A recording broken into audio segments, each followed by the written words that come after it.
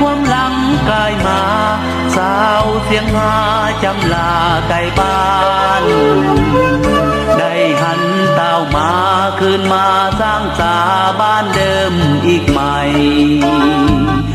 ความหวังหมายไว้กลับกลายมาเป็นความจริงยอดมีการนำของศูนย์กลางนั้นเป็นบ่อนอิงเหมือนอายอุ่นให้เฮาปีนความสุขทุกสิ่งทิ้งเกิดมีมากินหอมดอกจองดอกขายเฮาลืมบ่ได้ทั้งน้องป้าในกองห่มไผ่แคมหน้าบ้านเฮาถึงว่าเดี๋ยวนี้จะหายหนีย้อนระเบิดไฟเผาบ่สาสองมือของเฮาจะสร้างเอาคืนมาอีกใหม่ให้เสียงกวางเฮาโฮมแหงกันเข้าสร้างชีวิตใหม่สิ้นเวรเข็นหายบ่มีผู้ใดหาวีบ้านเกิดเสียงเงาได้สิ้นความเหงาไปแล้วบาดนี้ชีวิตสาวเสียงสุขีจะบ่ได้หนีไกลจากเมืองสี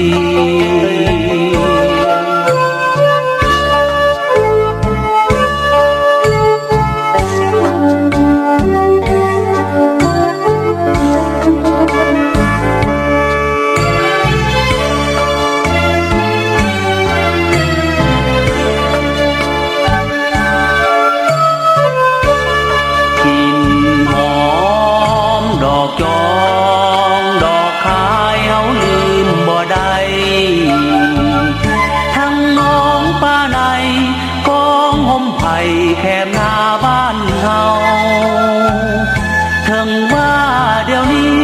จะหายหนีย้อนระเบิดไฟเผาบ่สาสองมือของเฮาจะสร้างเอาคืนมาอีกใหม่ให้เสียงควงเฮาโฮมแหงกันเข้าสร้างชีวิตใหม่สิ้นเวรเข็นหายบ่มีผู้ใดหาวีบ้านเกิดเสียงเฮาได้สิ้นความเหงาไปแล้วบาดนี้ชีวิตเศร้าเสียงทุกขีจะบ่ได้หนีไกลจากเมืองสี